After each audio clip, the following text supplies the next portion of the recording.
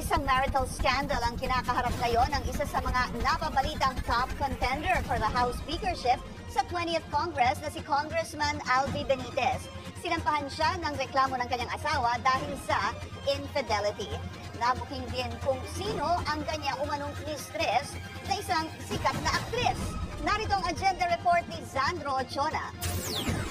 Kumalat sa social media ang kopya ng complaint affidavit ni Nikki Lopez Benitez, ang asawa ni Negros Occidental Representative Albi Benitez. Sa ulat ng Politico website, pakiramdam ni Nikki, lubos siyang pinagtaksilan na nagdulot daw ng mental o emotional anguish.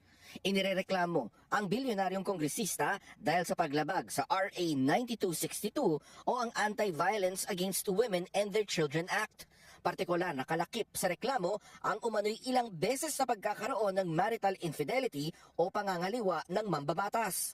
Ayon kay Nikki, nakumpirma niya ang pangangaliwa nang matanggap niya ang petition for declaration of nullity of marriage na inihain ni Benitez. Nakasaad daw doon ang pag-amin nito na ama siya ng 2 illegitimate children.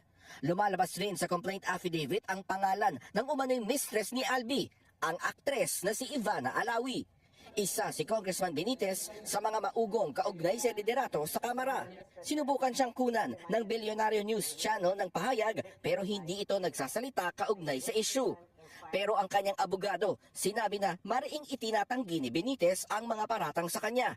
Questionable rin daw ang motibo ng asawa ng mambabatas. Pero handa raw ang kanyang kliyente na makipagtulungan sa kaso. Para sa agenda, Zandro Ochona, Bilyonaryo News Channel. Ang anak naman nila Albi at Nikki na si Victoria City Mayor Javi Benitez tumangging magbigay ng pahayag.